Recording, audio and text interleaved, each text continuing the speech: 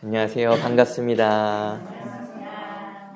네, 제가 이제 한국에 약 3년 만에 온 거라서 혹시 이제 한국말이 좀 어눌할 수도 있고 단어가 갑자기 생각이 안 날 수도 있는데 그런 분들은 좀 양해를 부탁드리도록 하겠습니다. 주 안에 사랑하는 성도 여러분, 오늘 이 예배 가운데, 오늘 이 자리 가운데 하나님의 은혜가 우리 각 사람 위에 충만하기를 소망합니다. 저를 이렇게 불러주셔서 너무너무 감사하고 또 여러분들과 함께 하나님의 은혜를 충만히 나누기를 소망합니다. 오늘 말씀의 제목은 비교할 수 없는 가치입니다. 우리는 살아가면서 끊임없이 어떤 가치를 평가하고 판단하고 선택하는 일을 계속해서 하고 있습니다. 슈퍼에 가서 어떤 물건을 고를 때도 다양한 제품들 가운데 가장 좋은, 나에게 가장 적합한 가치를 판단하고 선택하는 일을 합니다. 더 높은, 더 비싼 가치를 선택할 때는 더 오랜 시간 동안 고민합니다. 집이나 자동차를 살 때는 더 오랜 시간 동안 더 다양한 물건들을 보면서 선택을 하게 됩니다. 물건뿐만 아니라 우리의 인생의 선택에 있어서도 마찬가지입니다. 어떤 대학을 선택하고 어떤 직업을 선택할 때도 이것이 향후 어떻게 내 인생이 흘러갈지에 대해서 끊임없이 고민하면서 선택을 합니다. 그런데 이렇게 가치를 비교하고 고민하고 선택하지만 때로는 그 선택이 잘못된 경우도 있습니다.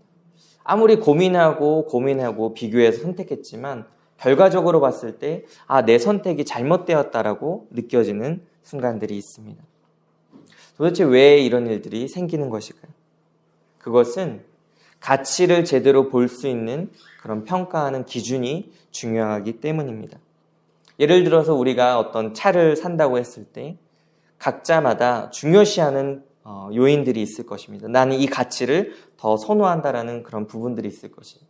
그런데 만일 차를 어떤 외관 때문에만 선택한다고 한다면 나중에 큰 후회를 하게 되는 경우들이 발생할 것입니다. 겉은 멀쩡해 보일지 모르지만 차 엔진이 여러 가지 문제가 있다면 그것은 잘못된 선택이 될 수 있습니다. 이렇게 진정한 가치를 볼 줄 모르고 그 겉모습에 의해서만 판단한다면 어떤 문제들이 발생할 수 있습니다. 올바른 기준을 가지고 있지 않은 채 어떤 것을 선택한다면 나중에 후회하는 일들이 발생하게 됩니다. 그래서 오늘 저는 여러분들과 함께 진정한 가치를 볼 수 있는 기준이 어디에 있으며 참된 가치가 무엇인지 함께 생각해 보고자 합니다. 특별히 오늘 말씀은 마가복음 10장, 누가복음 18장에도 기록되어 있어서 그 부분들을 함께 참고하면서 보도록 하겠습니다. 네, 먼저 16절 말씀을 다시 한번 읽어봤으면 좋겠습니다. 네, 다 같이 16절 말씀을 함께 읽어보도록 하겠습니다. 시작. 어떤 사람이 주께 와서 이르되 선생님이여 내가 무슨 선한 일을 하여야 영생을 얻으리까. 네, 어떤 사람이 예수님께 다가와서 질문을 던졌습니다. 선생님이요, 내가 무슨 선한 일을 하여야 영생을 얻을 수 있습니까? 라고 물었습니다. 먼저 이 사람에 대해서 간단하게 살펴보도록 하겠습니다. 오늘 본문 22절에는 이 사람은 청년이라고 말하고 있고 재물이 많다라고 기록되어 있습니다. 또 누가복음 18장에서는 이 사람은 관리라고 소개되고 있습니다. 그래서 이 사람에 대한 정보를 종합해보면 이 사람은 청년이고 재물이 많고 관리라는 것을 알 수 있습니다. 소위 말하는 엄친아입니다. 모든 것을 갖춘 사람이죠. 젊은 데다가 재물도 많고 권력도 있는 사람입니다. 이 세상에서 부러울 것이 없는 그런 모든 사람이 부러워하는 그런 조건을 갖춘 사람입니다. 그런데 이 사람 안에 어떤 갈급함이 있었던 것입니다. 세상에서 보기에는 모든 것을 가진 것처럼 보였지만 이 사람 안에 채워지지 않는 갈급함이 있었고 예수님께 나와서 물었습니다. 내가 무슨 선한 일을 하여야 영생을 얻을 수 있습니까? 라고 물었습니다. 먼저 이 청년의 질문을 통해서 청년이 가지고 있었던 생각에 대해서 함께 생각해 볼 수 있을 것 같습니다. 이 청년은 자신이 어떤 조건을 갖추고 자신이 어떤 행위를 하면 영생을 얻을 수 있다고 생각했던 것 같아요. 그래서 자신에게 무엇이 부족하고 무엇을 더 하면 내가 영생을 얻을 수 있겠냐고 물었던 것이에요. 사실 이 청년의 질문은 우리 안에도 있다고 생각이 돼요. 하나님, 이대로 괜찮습니까? 정말 이대로 괜찮습니까? 다른 사람이 부러워할 만한 그런 조건을 갖춰야 되지 않습니까? 다른 사람이 위대하게 여길 수 있는 그런 일들을 해야 되지 않습니까? 그런 질문들을 우리들 스스로에게 할 때가 많이 있는 것 같습니다. 제가 일본에서 선교를 하면서 이런 질문들을 많이 던지게 되는 것 같아요. 일본에서는 성도님들이 이렇게 쉽게 교회에 오기 쉽지 않습니다. 제가 이제 지금 섬기고 있는 도쿠시마 성도교회는 지금 이제 3년 차가 됐는데 지금 3분과 함께 예배를 드리고 있어요. 오전, 오후 예배가 있는데 오전 예배 그 전에 이제 한 분이 오셨고 저희 가족들과 같이 이렇게 예배를 드렸었는데 그 한 분이 최근에 이제 시골로 이사를 가시고 또 제 아내와 아이가 출산 때문에 이제 한국에 먼저 귀국하면서 주일 오전 예배는 저 혼자 이제 예배를 드렸어요. 빈 예배당에 혼자서 이제 말씀을 막 선포하면서 혼자 이제 은혜를 막 받으면서 북치고 장구치고 하는데 그런 가운데에서도 제 안에 그런 물음들이 들어요. 하나님 정말 이대로 괜찮습니까? 한국에 가서 선교 얘기를 할 때 아무도 오지 않는 빈 예배당에서 예배를 드리고 있습니다라는 얘기보다 하나님 예수님 전하니까 많은 사람들이 예수님 믿게 됐어요. 많은 사람들이 교회에 오게 되었어요. 일본에도 부흥이 있어요라고 얘기하는 게 더 좋지 않습니까? 하나님 할 얘기가 없습니다. 그런 마음들이 제 안에 들어요. 하나님 일본에 와서 제가 무엇을 하고 있습니까? 정말 이대로 괜찮습니까? 뭔가 해야 되는 거 아닙니까? 이런 질문들을 제 안에 계속 들어갑니다. 이 청년도 마찬가지였겠죠. 하나님, 예수님, 제가 영생을 얻기 위해서 무엇을 해야 되겠습니까?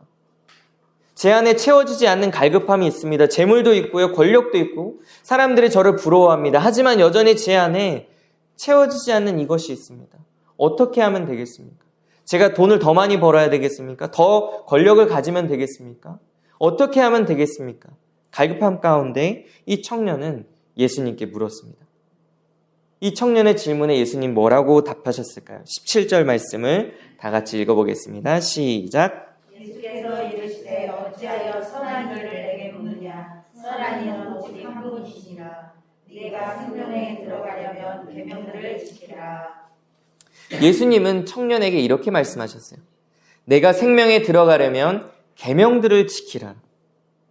여러분 조금 이상하지 않습니까? 예수님께서 마치 어떤 행위를 하면 영생을 얻을 수 있고 생명을 얻을 수 있는 것처럼 말씀하시는 것처럼 들립니다.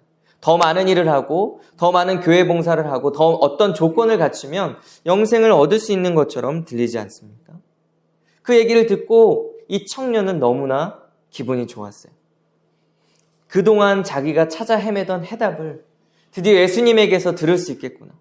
내게 부족한 것, 내가 무엇인가를 더 하면 되는데 그것을 알고 싶었는데 드디어 예수님께서 내게 가르쳐 주시는구나. 그것만 하면 이제 나는 영생을 얻을 수 있겠구나. 기대감이 차서 이 청년은 예수님께 다시 물었습니다. 18절에서 19절 말씀을 읽겠습니다. 시작. 이르되 어느 계명이오니까? 예수께서 이르시되 살인하지 말라, 가늠하지 말라, 도둑질하지 말라, 거짓 증언하지 말라, 내 부모를 공경하라, 내 이웃을 내 자신과 같이 사랑하라 하신 것이니라. 이 청년은 새로운 희망을 찾았다는 듯이 예수님께 물었어요. 어떤 계명을 더 지키면 제가 영생을 얻을 수 있죠? 가르쳐 주세요. 너무나 기대하고 소망했어요. 왜냐하면 모든 것을 갖췄지만 여전히 채워지지 않는 그 갈급함이 너무 컸기에 이제 예수님의 말씀만 들으면 그 계명만 지키면 되겠구나 생각했기 때문에. 그런데 예수님의 답변을 듣고는 너무나 실망스러웠어요. 왜냐하면 예수님은 누구나 알고 있는 말씀을 얘기하셨어요. 살인하지 말라, 간음하지 말라, 도둑질하지 말라, 거짓 증언하지 말라, 내 부모를 공경하라, 내 이웃을 내 자신과 같이 사랑하라. 제일 마지막의 말씀을 제외하고는 전부 십계명에 포함된 말씀입니다. 제일 마지막의 말씀도 십계명의 모든 율법을 포함한 아주 핵심적인 말씀이기 때문에 이 청년은 이 말씀을 너무나 잘 알고 있었어요. 너무나 잘 알고 있었던 말씀을 예수님이 말씀하셔서 너무나 실망스러웠어요.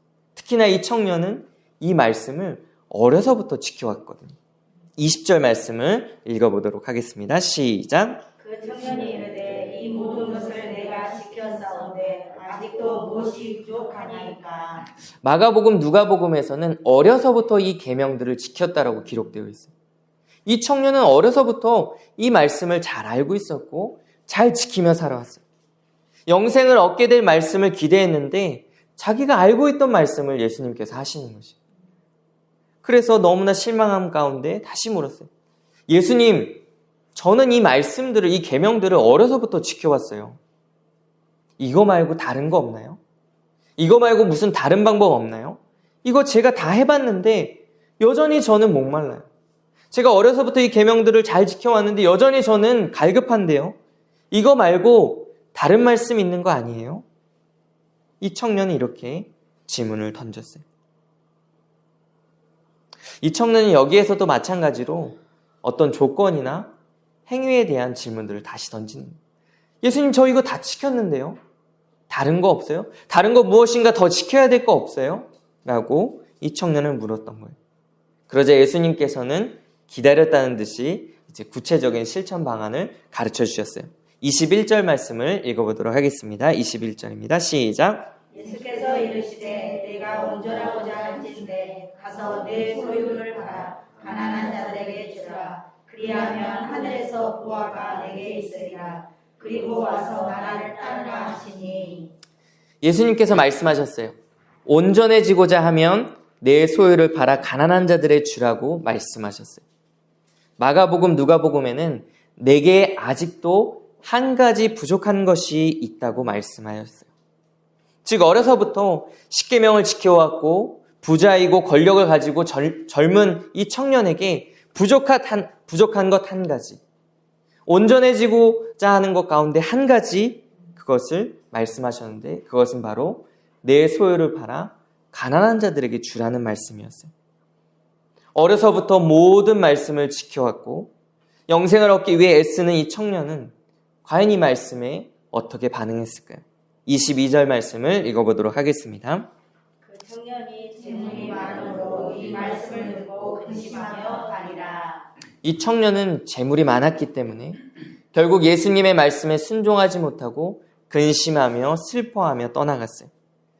부족한 한 가지, 온전해질 수 있는 한 가지를 들었지만 이 청년은 결국 예수님을 떠나갔어요. 이 청년은 왜 말씀대로 행할 수 없었을까요? 왜 예수님의 말씀대로 순종하지 못했을까요? 그 이유는 재물이 많았기 때문이에요.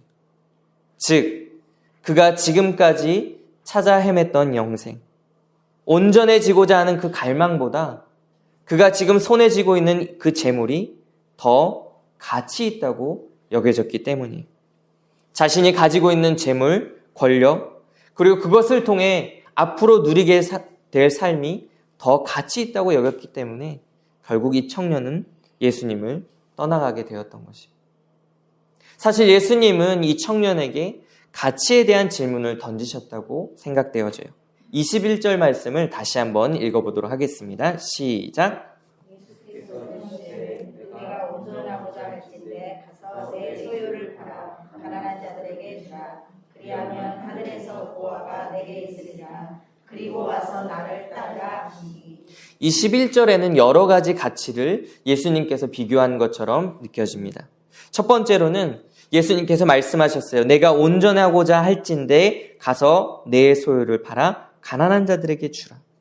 예수님은 지금 온전해지고자 하는 그 가치와 내 손에 쥐고 있는 그 재물의 가치를 비교하셔서 말씀하신 것이에요. 만약 너에게 온전해지고자 하는 그 가치가 더 소중하고 더 중요한 것이라면 네 손에 쥐고 있는 그 재물, 그 권력을 나누어 주라라고 말씀하신 것이에요. 두 번째로 예수님은 청년에게 그가 가지고 있는 재물과 하늘의 보화의 가치를 비교하셨어요. 내 소유를 팔아 가난한 자들에게 주라. 그리하면 하늘에서 보화가 내게 있으리라. 예수님은 단순하게 다 나누어 주라. 가지지 마라. 다 팔아서 가난한 자를 도우라. 그렇게만 말씀하신 것이 아니에요. 가난한 자들에게 주라. 그리하면 하늘에서 보화가 있으리라라고 말씀하신 것이. 예수님은 그냥 네 손에 있는 것 다 내려놔, 다 버려. 그렇게만 말씀하신 것이 아니에요. 네 손에 있는 그 가치를 내려놓으면 내가 더 좋은 것, 비교할 수 없는 가치를 너 손에 주어줄게라고 말씀하신 것이. 예수님께서 우리에게 어떤 순종을 말씀하실 때 예수님은 그저 단순하게 그냥 죽어. 너는 죽는 거야. 그렇게만 말씀하시지 않으세요. 죽은 다음에 부활의 영광을 우리 손에 주어주시겠다고 말씀하시는 것이에요. 우리 그리스도인들에게 예수님은 십자가의 죽음이 끝이라고 말씀하시지 않으셨어요. 십자가의 죽음 이후에 부활의 영광이 있는 것이에요. 예수님이 이 청년에게 네가 가지고 있는 거 너무 많잖아. 네가 가지고 있는 권력 너무나 위대하잖아. 이제 그것들 내려놔. 그렇게만 말씀하신 것이 아니에요. 그것을 내려놓으면 이 세상에서 얻을 수 없는 것, 네가 지금까지 그토록 찾아 헤매던 영생을 얻을 수 있다라고 말씀하신 것이에요. 즉 예수님은 이 땅의 가치와 하늘의 보화의 가치를 비교하셔서 말씀하신 것이에요. 세 번째로 예수님은 청년에게 말씀하셨어요. 그리고 와서 나를 따르라. 세 번째로 예수님은 지금 청년이 누리던 삶과 예수님을 따라가는 삶을 비교하셨어요. 앞서 살펴본 것처럼 이 청년은 권력도 있고 재물도 있었어요. 자기가 가진 권력과 재물을 통해 앞으로 더 윤택하고 풍성한 삶을 살아갈 수 있었어요. 하지만 예수님은 그러한 삶보다 예수님을 따라가는 삶에 더 위대한 가치가 있다라고 말씀하신 것이에요. 세상에서는 인정받고 많은 것을 누릴지 모르지만 그것이 없다 할지라도 예수님을 따라가는 그 삶에 하늘의 보화, 영생의 가치가 있으니 그것들을 내려놓고 예수님을 따라오라고 말씀하신 것이에요. 이렇게 예수님은 이 땅의 가치와 하늘의 보화의 가치를 끊임없이 비교하면서 이 청년에게 말씀하셨어요. 하지만 안타깝게도 이 청년은 근심하며 예수님을 떠나가게 되었어요. 왜냐하면 온전해지고자 하는 그 가치, 영생에 대한 가치, 하늘의 보화에 대한 가치보다 자기가 지금 손에 쥐고 있는 재물과 권력이 더 소중하고 더 중요하게 여겨졌기 때문이에요. 그래서 이 청년은 결국 예수님을 떠나가게 되었던 것이에요. 그런데 여러분, 왜 예수님은 이 청년에게 이런 말씀을 하셨을까요? 이러한 말씀은 사실 우리 모두에게 받아들이기 어려운 말씀 아닙니까? 하나님이 오늘 저에게 네 소유를 다 나누어주고 순종하라고 말씀하신다면 참 고민이 많이 될 것 같아요. 물론 제가 가진 것도 없지만 그래도 뭐 하나라도 있긴 있으니까 고민이 될 것 같아요. 예수님은 도대체 왜 이 청년에게 이렇게 어려운 말씀을 하신 것일까요? 누가복음에는 이렇게 기록되어 있어요. 예수께서 그를 보시고 사랑하사 이르시되라고 기록되어 있어요. 즉 예수님은 이 청년을 괴롭히려고 이렇게 말씀하신 것이 아니에요. 예수님은 이 청년을 사랑하셨어요. 사랑하셔서 말씀하신 거예요. 이 청년 안에 이 청년이 쥐고 있는 그 재물과 권력을 포기하지 않으면, 그것을 내려놓지 않으면, 하나님보다 더 소중하게 여기고 하나님보다 더 사랑하는 그것을 내려놓지 않으면 더 나은 가치, 더 위대한 가치, 이 땅의 그 무엇과 비교할 수 없는 가치를 얻을 수 없기 때문에 예수님은 이렇게 말씀하신 것이에요. 사실 예수님은, 그리고 하나님은 지금도 이러한 일들을 우리에게 하시는 것 같아요. 우리는 때로 하나님께 이렇게 묻습니다. 하나님, 왜 내게 이렇게 가혹한 일을 주십니까? 왜 이런 시련들을 주십니까? 왜 이런 문제로 내 마음을 괴롭게 하십니까? 라고 물을 때가 많이 있어요. 제가 일본에서 이제 지내는 동안 일본 신학교에서 연구과정으로 이제 공부를 한 적이 있어요. 신학교에서 이제 공부하면서 이제 어떤 발표 수업들을 할 때가 있는데, 발표 수업을 마치고 나면 늘 제 안에 막 마음에 그 갈등이 막 올라왔어요. 그때 이런 질문에 이렇게 답했어야 되는데, 그때 이렇게 설명했어야 되는데 라는 마음들이 제 안에 막 올라와요. 그런데 제가 그 마음들을 가지고 자세히 기도하며 살펴보니까 입으로는 하나님의 영광을 위해서라고 늘 말해왔어요. 하나님의 영광을 위해서 신학교에서 공부하는 거야. 하나님의 영광을 위해서 열심히 일본어로 공부하는 거야 말을 했지만 사실 제 마음 깊숙한 곳에서는 제가 인정받고 싶었어요. 제가 더 나은 답변을 했을 때 하나님이 영광 받으시겠어요? 아니에요. 제가 더 나은 답변을 해서 사람들이 우와 대단하자. 저 사람 한국 사람인데도 일본말로 저렇게 대답을 잘하는 그런 말이 듣고 싶었던 거예요. 제 중심 가운데 하나님이 아니라 내가 드러나고 싶고 내가 높아지고 싶고 내가 영광받고 싶었던 그 마음이 자리 잡고 있었던 것이에요. 입으로는 하나님을 사랑합니다. 입으로는 모든 것이 주님을 위해서입니다라고 말했지만 사실 제 마음 깊숙한 곳에 여전히 내려놓지 못한 제 자아가 살아있었던 것이에요. 일본에서 그렇게 적은 성도분들과 함께 예배를 드리면서 여전히 제 안에 갈등이 생기는 이유 중에 하나는 하나님, 더 위대한 일을 하고 싶습니다. 왜요? 내가 더 드러나고 싶으니까. 내가 더 잘나고 싶으니까. 하나님을 위해서 위대한 일을 하고 싶습니다라고 말하지만 제 마음 깊숙한 곳에 내가 제 자신이 살아있는 것이에요.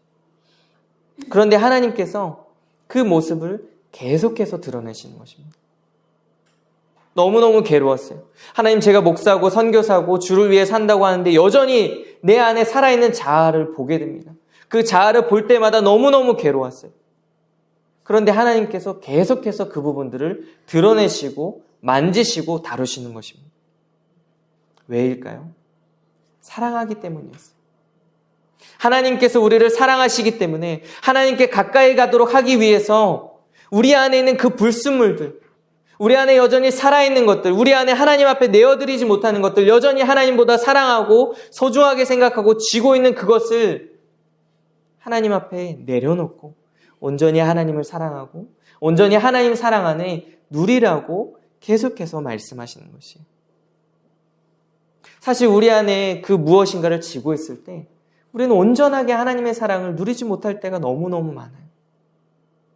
하나를 가지고 있으면 둘을 가지고 싶고 둘을 가지고 싶으면 열을 가지고 싶고 열을 가지면 백을 가지고 싶은 게 우리의 욕심이죠. 하나님은 더 위대하고 더 놀라운 사랑을 주고 싶으신데 여전히 우리 손 안에 있는 그 작은 것 하나를 쥐고 헤매고 있는 그런 우리의 모습을 보시고 하나님 사랑하셔서 끊임없이 우리의 마음에게 우리의 모습에 말씀하시는 것이에요. 때로는 그것이 우리를 괴롭게 해요. 내 자신을 대면하는 것이 너무나 창피하고 부끄러워요. 하지만 그 모든 것은 하나님의 사랑 위에 하나님께서 친히 행하시는 놀라운 일이신 것이었어요. 그렇게 예수님은 이 청년 안에 반드시 떼어내야 될 불순물을 말씀하셨어요. 그것을 떼어내면 내가 하나님 사랑을 누리게 되고 영생을 누리게 될 것이기 때문에 하나님은 그렇게 말씀하셨던 것이. 하지만 이 청년은 이러한 하나님의 마음을 이해하지 못했던 것이. 누가복음 16장 13절 말씀을 제가 읽어드리도록 하겠습니다. 지파인이 두 주인을 섬길 수 없나니 혹 이를 미워하고 저를 사랑하거나 혹 이를 중히 여기고 저를 경히 여길 것임이니라. 너희는 하나님과 재물을 겸하여 섬길 수 없느니라. 예수님은 하나님과 재물을 겸하여 섬길 수 없다라고 말씀하셨어요. 즉 이 청년 안에 하나님보다 더 사랑하는 이 재물, 하나님보다 더 소중히 여기는 이 재물을 떼어내지 않으면 하나님 앞에 이 청년이 가까이 나아갈 수 없기 때문에 평생의 그 갈급함 때문에 괴로워하면서도 여전히 그 갈급함 속에 살아갈 것이기 때문에 예수님은 분명하게 그것들을 떼어내기 위해서 말씀하셨던 것이에요.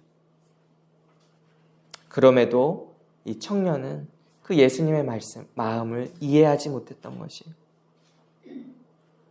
그렇게 떠나가는 청년을 보고 예수님은 뭐라고 하셨을까요? 23절에서 24절 말씀을 다 같이 읽어보도록 하겠습니다. 시작. 예수께서 제자들에게 이르시되 내가 진실로 너희에게 이르노니 저자는 천국에 들어가기가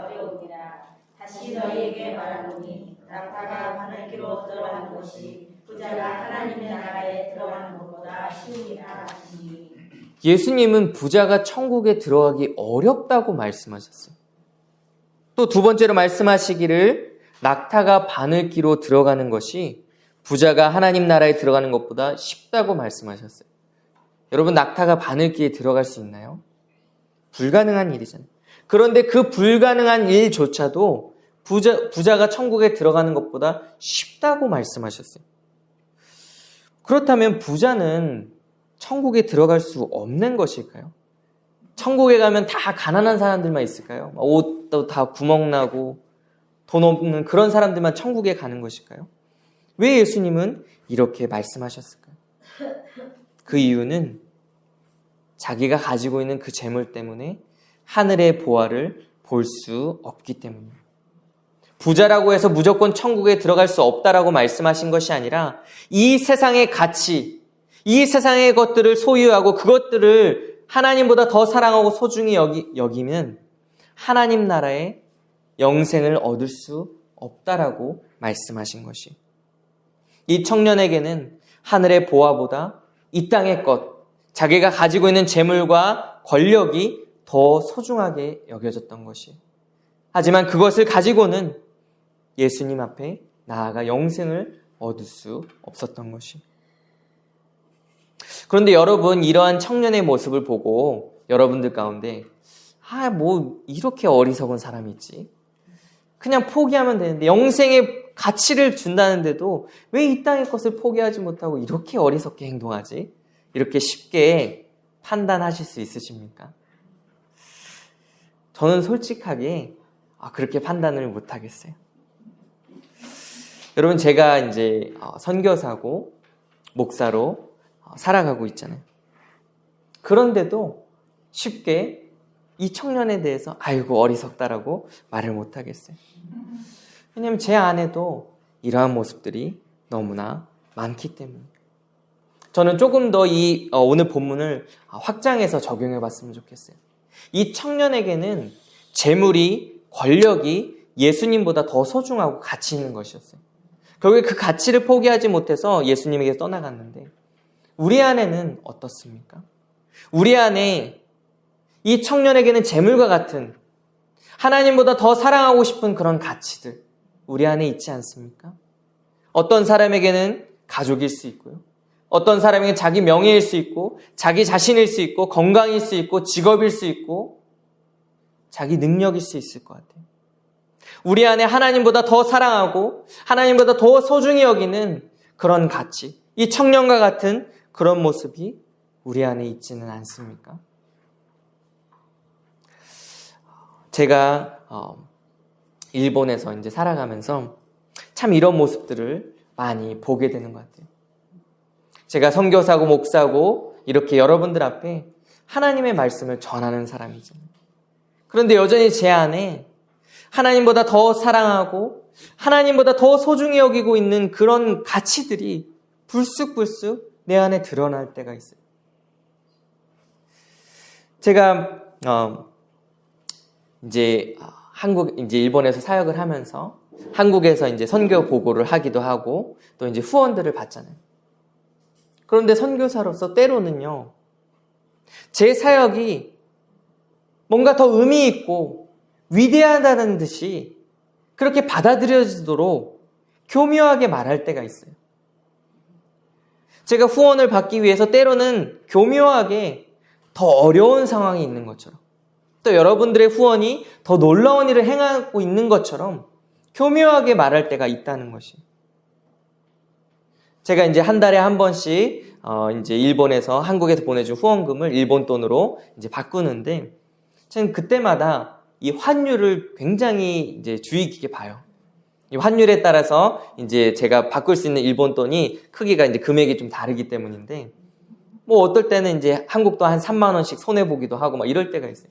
그래서 제가 이제 늘 이제 일주일 동안의 환율을 막 봐요. 이게 떨어질지 올라갈지 보면서 오늘이다. 오늘이 제일 떨어진 때다 이러면서 바꾸는 거예요. 근데 또 보면 그 다음 주엔 더 떨어져요. 막 그런 실패들을 많이 하면서 그냥 막 되게 속상해하는 거.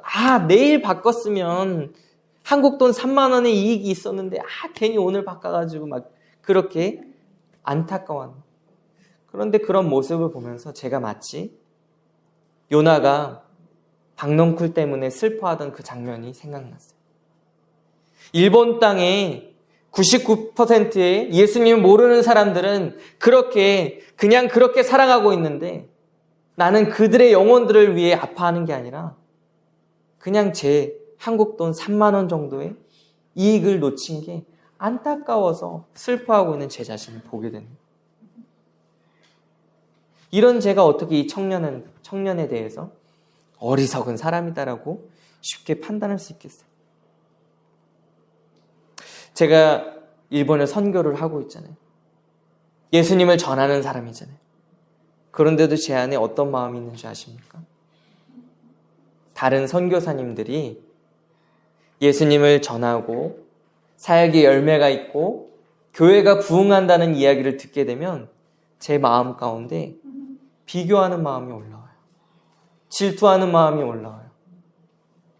그리스도 안에 한 몸이잖아요.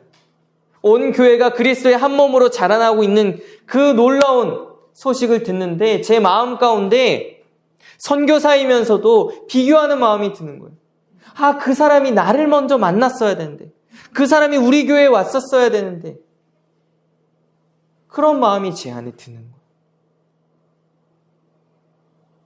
정말 하나님께서 제 안에 있는 모든 모습들을 다 드러내신다면 저는 부끄러워서 이 자리에 서서 설교할 수가 없죠. 그런 제가 어떻게 쉽게 이 청년에 대해서 하늘의 보화의 가치를 모르는 어리석은 청년이라고 쉽게 말할 수 있겠습니까? 너무나 부끄럽고 너무나 초라하고 죽지 않는 제 자아의 모습들을 너무나 보게 돼요. 어떨 때는 은혜를 받아요. 하나님의 은혜는 너무나 놀랍구나. 이제 이 자아는 죽었겠지. 돌아서면 또다시 살아나는 제 자아와 제 욕심과 제 비교와 끊임없는 그런 사탄의 공격들, 그런 마음들을 보게 돼요. 하나님의 영광이라고 늘 말하지만 제 마음 깊숙한 곳에 아니야, 그래도 내가 조금은 했잖아. 하나님께 영광 돌리지만 그래도 조금은 나에게 칭찬해 줬으면 좋겠어. 그런 마음들이 제 안에 드러나는 거예요. 돈 앞에 비굴해지고 돈 앞에 약해지고 내 영광을 구하고 내가 다른 사역자들보다 더 위대한 사역자가 되고 싶고 한국에서 선교 보고를 할 때 뭔가 더 의미 있는 일들을 말하고 싶은 그런 제 안의 욕구들이 있는 거예요.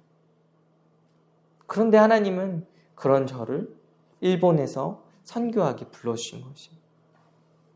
여러분, 만약 제가 오늘 이 본문의 말씀이 24절에서 끝났다면 저는 평생을 고민하며 살았을 거예요. 왜 이렇게 죽지 않지? 나는 왜 이렇게 안 되는 거지? 어떻게 하면 좋아? 내 자아가 죽지 않아. 하나님보다 더 사랑하는 것이 내려놓아지지 않아. 그렇게 평생 자책하고 죄책감에 시달리며 살았을 것이에요. 그런데 너무나 놀랍게도 오늘 본문은 24절에서 끝나지 않아요.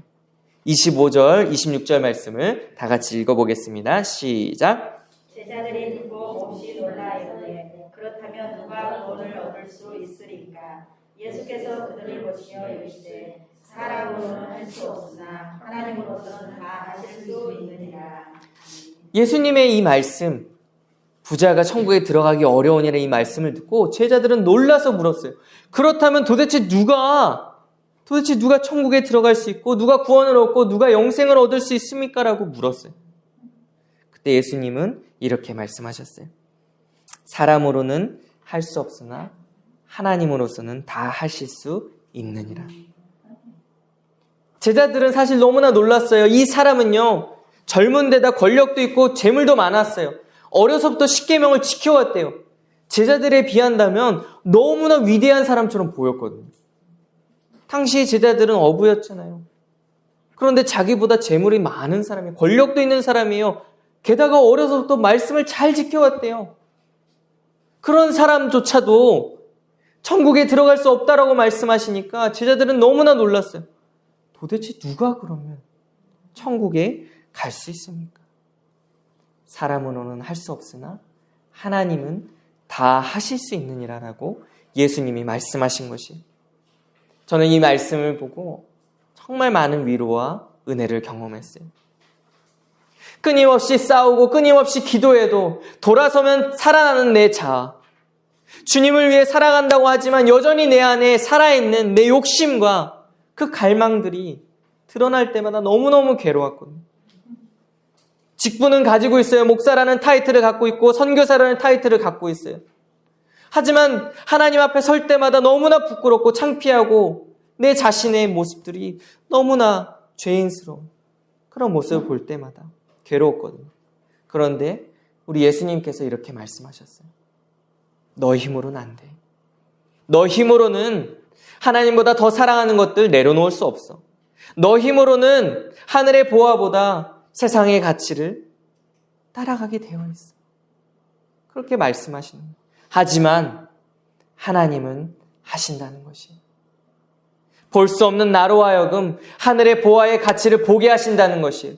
들을 수 없는 나로 하여금 하나님의 말씀을 듣게 하신다는 것이에요. 내려놓을 수 없는 나로 하여금 이 땅의 것들을 내려놓고 주를 따라 살아가게 하신다는 것이 너무나 큰 위로가 되었어요. 나는 할 수 없지만 하나님은 하신다. 나는 들을 수 없지만 하나님은 듣게 하신다. 나는 볼 수 없지만 하나님은 보게 하신다. 이 말씀을 통해서 너무나 큰 위로를 얻게 되었어요. 이 땅에서는 내가 인정받고 싶고 내가 더 높아지고 싶고 더 잘나고 싶은 욕망이 있었는데 그 욕망을 하나님께서 내려놓도록 하나하나 하시는 것이. 이 싸움은 물론 평생 이어지겠죠. 그런데요, 어제보다 오늘 더 내려놓게 하시는 것이.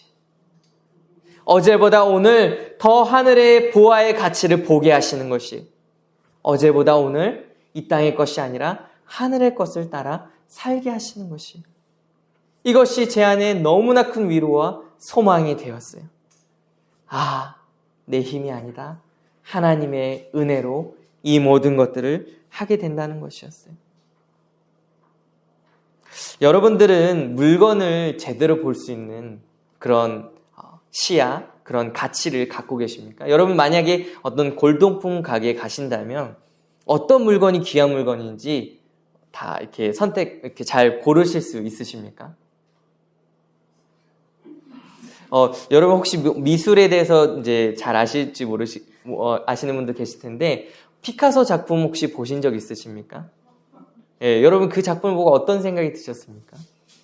저같이 미술에 대해서 잘 모르는 사람은 이거 무슨 초등학생도 아닌 애들이 그린 것 같고 뭐 이렇게 돈이 비싼 가치가 있어? 이렇게 생각하거든요. 가치를 볼 줄 몰라서 그렇습니다. 여러분 수박을 사실 때 여러분도 어떻게 사십니까? 저는 이제 수박을 좋아해서 자주 사는데 항상 사기 전에 이 수박을 두드려 봅니다. 통통통 두드려 보는데 이 수박이나 저 수박이나 맨날 저한테는 똑같이 들려요. 그래서 아무리 두드려 봐도 뭐 집에 와서 먹어보면 맛없는 수박 살 때가 많아요.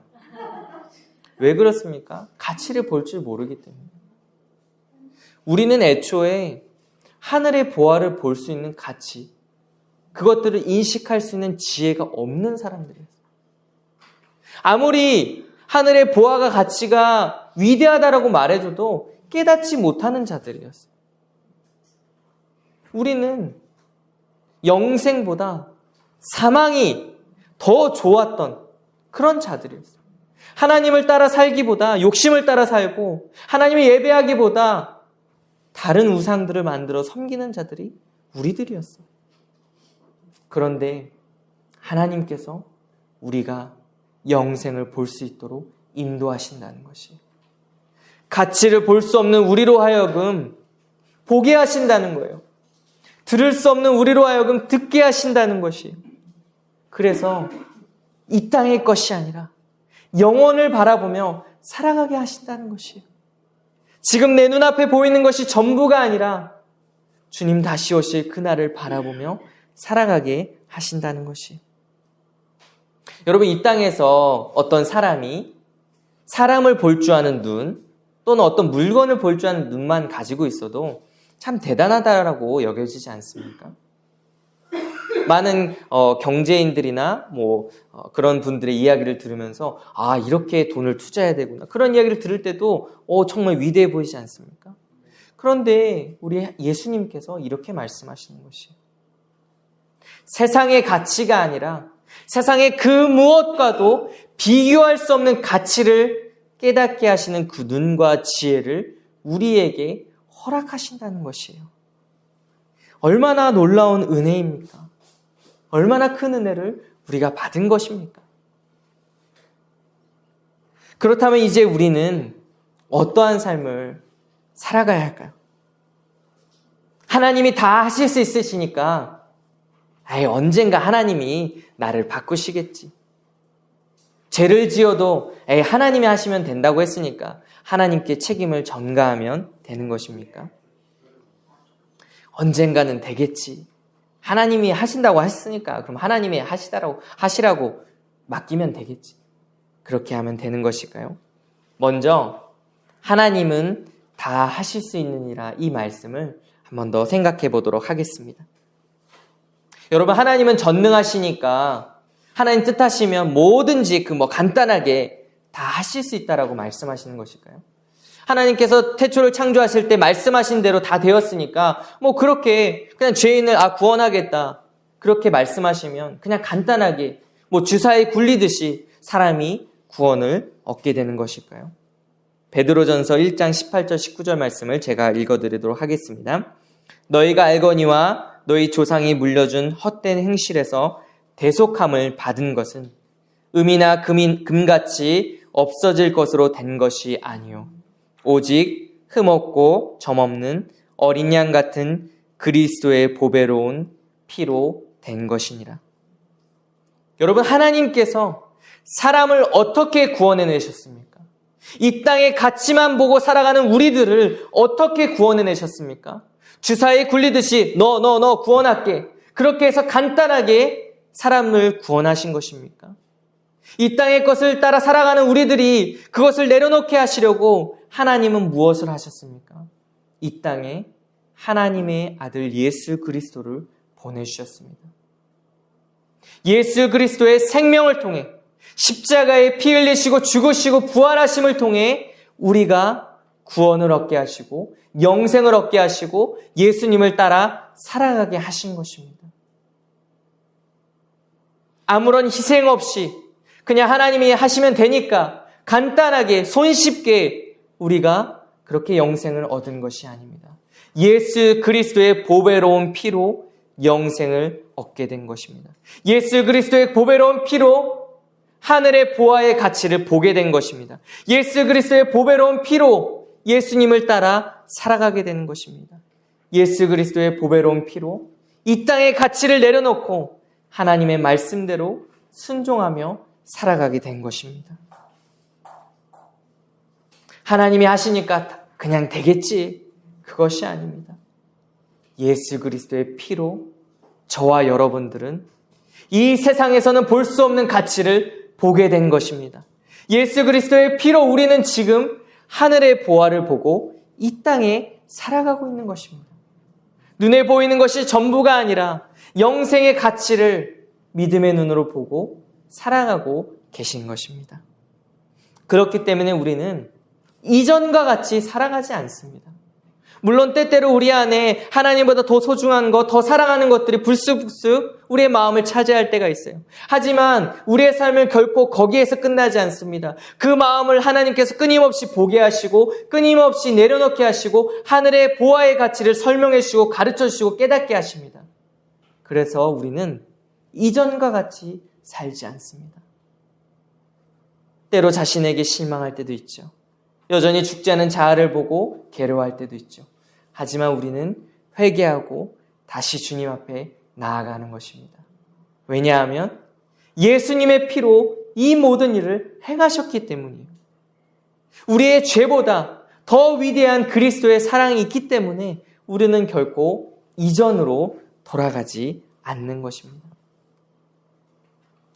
제가 섬기고 있는 도코시마 성도교회는 이제 정신적으로 조금 어려움을 겪고 계신 분들이 많이 오세요.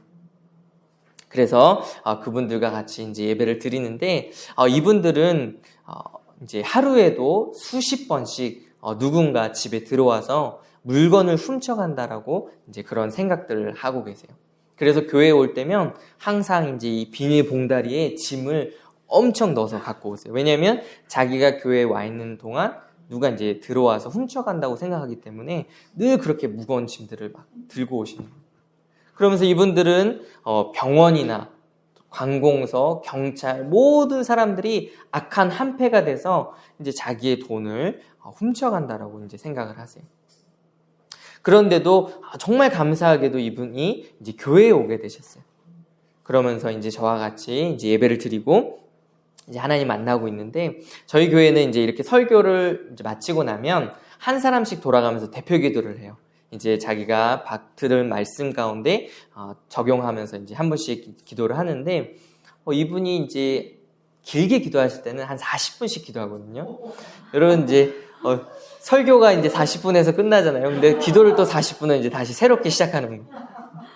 그래서 제가 이제 교회에 혹시 새로운 분이 오셨을 때는 늘 얘기합니다. 오늘은 시간이 이제 많이 지났으니까 1분만 기도하겠습니다. 늘 그렇게 얘기하는데 이제 저희끼리 원래 이제 있던 성도들끼리 예배 드릴 때는 이제 마음껏 기도하라고 하는데 그래서 이제 한 40분씩 막 이렇게 기도를 할 때가 있어요. 그런데요, 그런 기도 가운데 제가 너무나 은혜를 받을 때가 있어요. 대부분의 기도는 사실 뭐 이제 이 악한 무리들, 병원과 뭐 경찰과 이런 비난하는 기도들을 뭐 악한 세상에 대한 기도들 많지만 그 가운데 제 마음을 울리는 기도가 있어요. 한 번은 이 모세의 설교를 듣고 나서 이분이 기도합니다. 하나님, 모세가 하나님 앞에 가기 전까지 강건했던 것처럼 저도 강건하게 해주세요. 왜냐하면 한 명에게라도 더 예수님을 전하고 싶기 때문에. 내가 병든 모습으로 예수님 전하면 잘 안 듣잖아요. 그러니까 건강한 모습으로 예수님 전하고 싶어요. 이런 기도를 하세요. 이분은 이제 최근에도 계속 기도하는 게 자기가 이제 돈을 이제 정부에서 훔쳐갔다고 생각하는데 이 돈이 돌려받기를 굉장히 원하세요. 그리고 매번 이제 기도를 하시는데 그러면서 이렇게 기도해요. 하나님, 저 이 돈 꼭 돌려주세요. 왜냐하면 이 돈을 통해서 가난한 사람 돕고 싶어요. 이 돈을 통해서 사람들을 섬기고 싶어요 라고 말씀하시는 거예요. 제가 이분과 함께 신앙생활을 하면서 제 안에 그런 마음이 들어요. 정말 하나님은 하시는구나. 정신적인 어려움 때문에 수십 년 동안 괴로워하시고 사람들과 만나지 못하고 사람들을 믿지 못하던 이분이 하나님 안에서 은혜를 경험하고 다른 사람들을 섬기고 싶다는 마음을 갖게 된 거예요. 최근에 이제 얼마 전에 이분이 교회에 300만 원을 헌금하셨어요. 늘 주변 사람들이 자신의 돈을 훔쳐간다고 생각하는 이분이 300만 원을 헌금하신 거예요. 그래서 제가 물었죠. 어떻게 된 일이냐. 이분 늘 이제 막 돈 때문에 힘들어하시는 분이시거든요.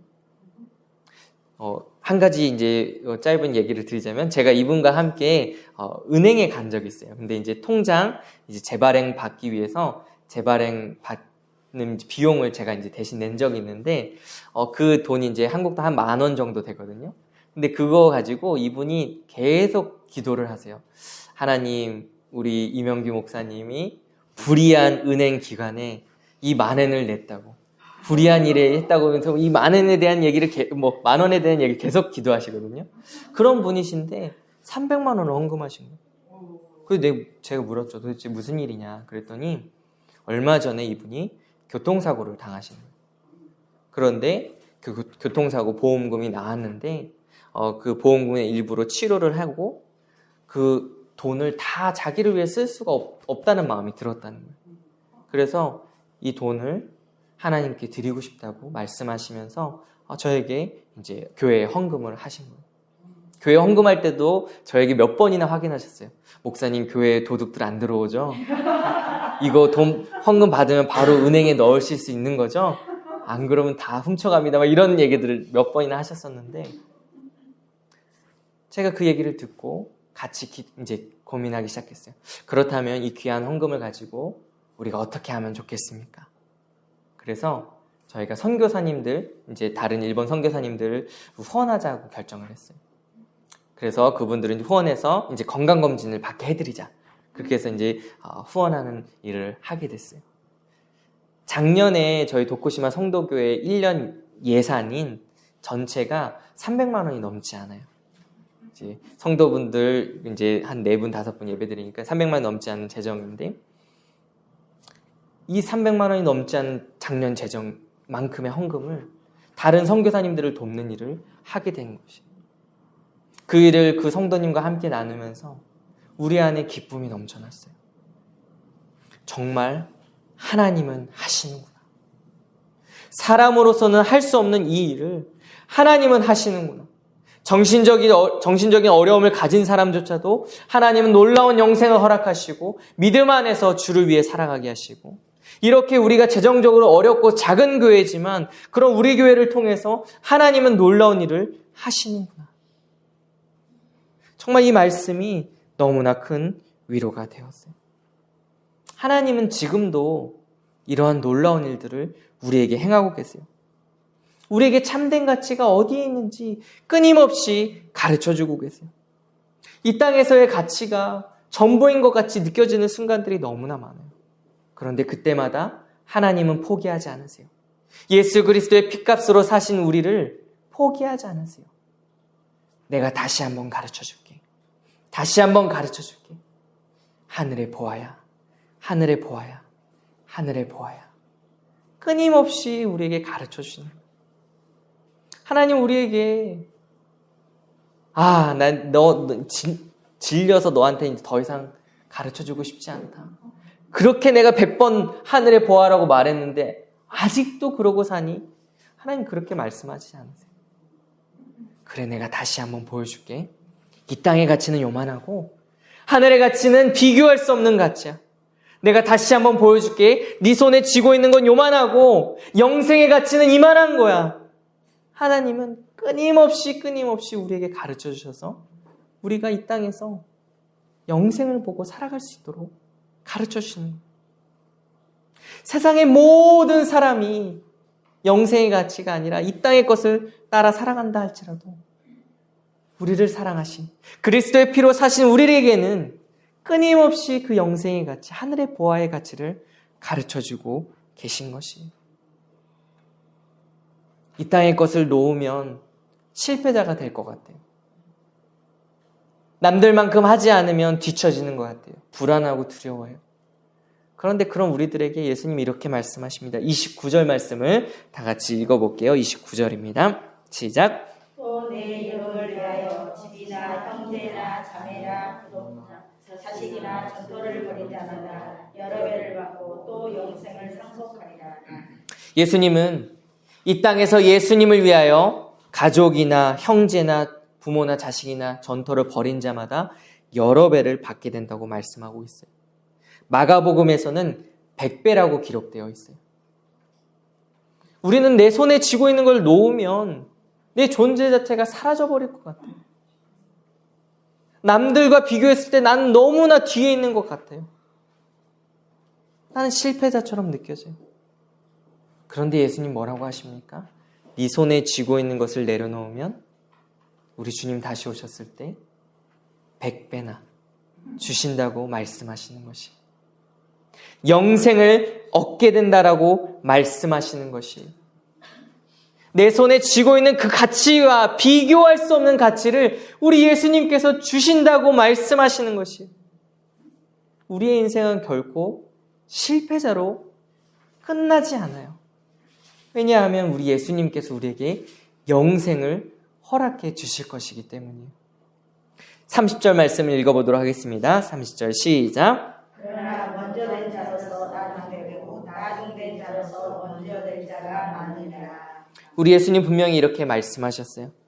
이 땅에서 먼저 된 자처럼 보이는 사람들이 나중된 자가 많고, 이 땅에서는 나중된 것 같은 사람들이 먼저 될 사람들이 많다라고 말씀하신 것입니다. 세상의 가치에 비교해보면 우리는 볼품없어 보일지 몰라요. 아무것도 아닌 것 같아요. 세상에서는 인정받지 못할 수도 있어요. 그런데요, 우리 주님이 왔을 때 다르다는 것이에요. 우리 예수님을 위해 따라가는 사람은 우리 주님 예수님께서 이 땅에 다시 오셨을 때 다르다는 것이에요. 예수님을 위해 따라 살아가는 사람들은 반드시 먼저 될 것이라고, 100배나 받게 될 것이라고, 영생을 얻게 될 것이라고 분명히 말씀하신 것이에요. 하나님은 지금도 이 일을 우리들에게 행하고 계십니다. 이 땅의 것을 따라 살 때마다 아니야, 기다려봐, 내가 더 좋은 거 보여줄게, 그것보다 이게 더 좋은 거야 라고 끊임없이 우리에게 말씀하시는 것이에요. 또한 이 말씀은 우리 교회에도 마찬가지예요. 하나님은 교회에 대해서도 말씀하셨어요. 교회는 결코 사람에 의해서 세워지는 공동체가 아니라고 말씀하십니다. 목사님이나 장로님이나 집사님이나 어떤 돈 많은 분이나 능력이 뛰어난 분에 의해서 교회가 세워지는 것이 아니에요. 교회는 오직 그리스도의 피값으로 사신 곳이에요. 그리스도의 몸된 곳이 사람에 의해서 교회가 세워지는 것이 아니에요. 교회는 하나님에 의해서 세워지는 것이에요. 교회 안에 얼마나 많은 연약함들이 있습니까? 지금 이 한국 사회에서 교회에 얼마나 많은 지탄들이 있습니까? 그럴 때 우리는 기억해야 돼요. 교회는 사람에 의해서 견고해지는 것이 아니라 하나님에 의해서 견고해지는 것이라고요. 교회는 이 땅의 가치를 위해 살아가는 것이 공동체가 아니라 하늘의 보화를 위해 살아가는 공동체라고요. 세상의 가치는 무엇입니까? 숫자가 많고 돈이 많고 권력이 있으면 위대한 것이잖아요. 교회의 참된 가치는 어디 있습니까? 그 교회에 하늘의 보화, 영생이 있느냐에 달려있는 것입니다. 제가 아까 말씀드렸던 것처럼 우리 교회 성도님들의 기도가 제 마음에 얼마나 큰 위로가 되는지 몰라요. 그 어려움을 겪고 있는 분이 정신적인 어려움 가운데 이렇게 고백하세요. 하나님, 우리 도쿠시마 성도교회는 3명밖에 없습니다. 정말 적은 수가 모여 있습니다. 하지만 이곳에 영생을 가진 사람들이 있습니다. 제가 그 기도를 듣고 한편은 너무나 부끄럽고 한편 너무나 큰 위로가 돼요. 나는 아직도 교회가 더 커졌으면 좋겠고 사람들이 더 많이 모였으면 좋겠다는 그 생각만 갖고 있는데 우리 성도님은 영생의 가치를 가진 자들이 모여 있으니 이 교회가 하나님의 은혜로 풍성하다라고 말씀하신 것이었어요. 사랑하는 성도 여러분, 이 땅의 가치가 아니라 하늘의 가치, 하늘의 보화를 따라 살아가는 우리 모두가 되기를 소망합니다. 우리 교회가 이 땅의 가치가 아니라 하늘의 보화의 가치를 따라 살아가는 그런 믿음의 교회가 되었으면 좋겠습니다. 비교하고 질투하고 하는 것이 아니라 이곳에 함께 계신 하나님을 말미암아 기뻐하고 즐거워하고 주님의 이름을 높여드리고 주님을 찬양하는 우리 주와 말씀의 교회, 온 세상의 모든 교회, 그리스도의 한몸된 교회가 되기를 간절히 소망합니다. 아멘. 제가 기도하도록 하겠습니다. 할렐루야. 사랑의 하나님, 감사합니다. 오늘 이렇게 주와 말씀의 교회에서 함께 은혜를 나누게 하시고 주의 은혜를 소망하게 하심에 감사합니다. 하나님, 우리는 이 땅의 것들이 너무나 좋아 보일 때가 많습니다. 이 땅의 가치를 따라 살아갈 때가 너무나 많습니다. 하지만 하나님께서 그러한 우리들을 버려두시지 아니하시고 끊임없이 하늘의 보화를 가르쳐 주시고 끊임없이 영생으로 인도하고 계심을 오늘 말씀을 통해 믿음으로 바라봅니다. 주님, 우리를 도와주시옵소서. 우리의 눈을 열어주시옵소서. 우리의 길을 열어주시옵소서. 이 땅에 잠시 잠깐 썩어 없어질 가치가 아니라 영원한 가치를 바라보며 믿음으로 살아가는 우리 귀한 성도님들 될 수 있도록 주님 은혜를 베풀어 주시옵소서. 감사드리며 예수님의 이름으로 기도드립니다. 아멘.